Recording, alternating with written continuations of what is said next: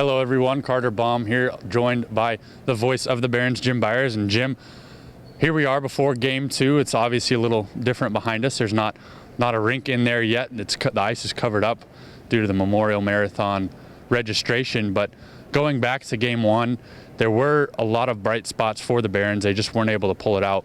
How important is it here tonight?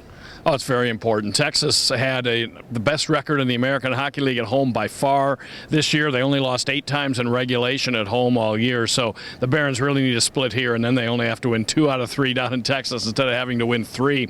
Now, of those 8 regulation losses during the regular season for Texas, 2 were dealt to them by Oklahoma City. So the Barons have played them reasonably well this year, and they played them tough the other night. They couldn't hold the 2-0 lead in the second period, which is never a good thing. But I think if a couple of factors go the Barons' way tonight, especially the power play, because the Barons had some chances in that the other night, then maybe they can get that split here, and then it's pretty wide open. You go down there, it becomes a best-of-3 series.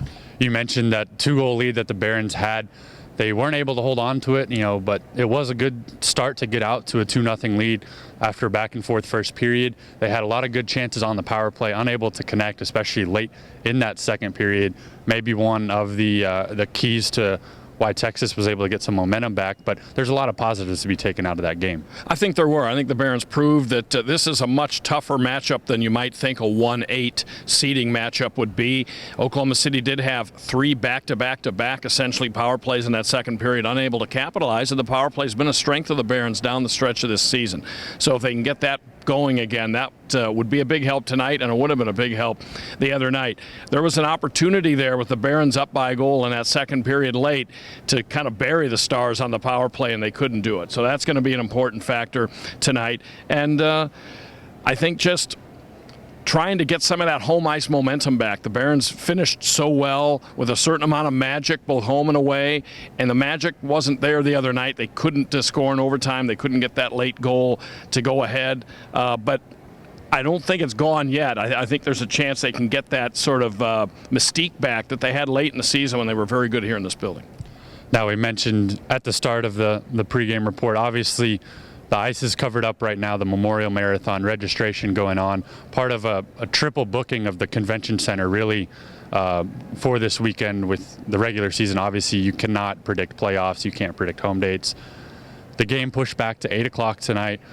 The ice will be uncovered. The Memorial Marathon moves out of here at 6 o'clock. It's going to be a real push to get the ice uncovered and get an 8 o'clock start. Both teams had to skate at the practice rink this morning for morning skates, and just really an unusual situation all around today. Yeah, it is. It was sort of the dress and drive routine where the players are based here out of the Cox Center dressing rooms and then went on down to the ice rink and practice rink and skated and came back. Players are a creature of habit. They're going to have to adjust their routine a little bit. It is a later start than normal. It's a different type of routine. The Barons, actually, the ones that did skate this morning, skated a little earlier than normal, so the time schedule's off a little bit. But at least it's not a rushed situation. They have a little more time than normal, which does require a little extra focus, but at least they're not being rushed. It seems like these times when you have to, let's say, travel and play on the same day and your day is really squeezed and condensed, then it's really hard to get mentally ready. So whichever team handles with the different routine today might come out on top. All right, well, Game 2 gets started at 8 o'clock. Jim will have the call as always. Jim, thank you for joining us on the pregame report. Thank you as always. Well, Game 2, 8 o'clock tonight here at the Cox Convention Center. For Jim Byers, I'm Carter Baum, Barons TV.